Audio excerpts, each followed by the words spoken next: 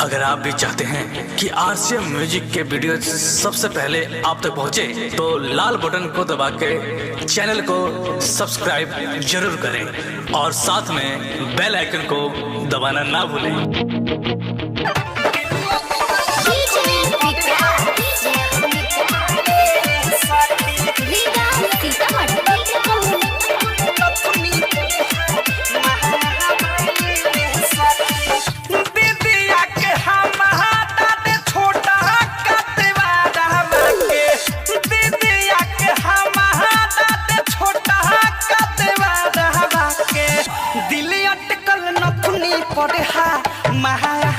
सखी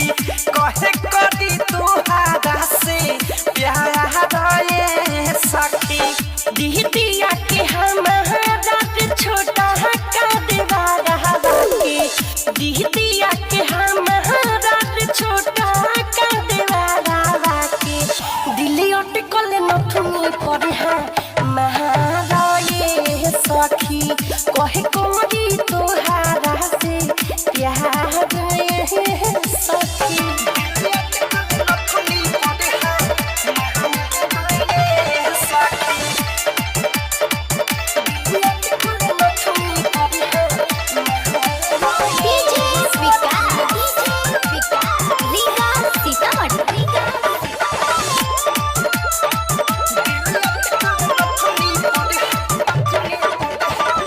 ओही दिन से यह पटाउन दिलो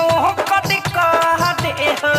जहिया से गईनी रे सखी दीदिया के घरे सखी ओही दिन से यह पटाउन दिलो कद कह दे जहिया से गईनी रे सखी दीदिया के घरे रोजे रोज खियावे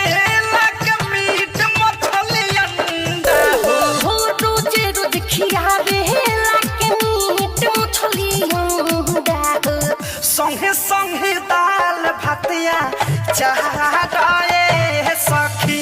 दिल अटकल नथुनी पर है महाराये सखी दिल अटकल नथुनी पर है डीजे मिका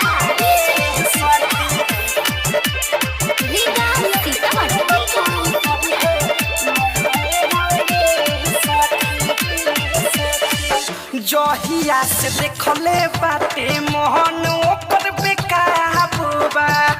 कहा जाने कैसन हमारा नथुनी में जादूबा जहिया से देखले बाटे मोहन ओकर बेकाबूबा कहा जाने कैसन हमारा नथुनी में जादूबा अवधे से प्रेमी मिठुआ रसल जोड़ल चाहे संगे हमारा रे लभ जब वाला सुन तहारा रे सखी दिल अटकल नथुनी पर हमारा रे सखी दीदिया के हमारा छोटा का देवारा के दीदिया के हमारा छोटा का देवारा के दिल अटकल नथुनी पर महाराये सखी कहे करी तुहारा से प्यार सखी दीदिया के हमारा छोटा का देवारा के दीदिया के हमारा छोटा का देवारा के दिल अटकल नथुनी पर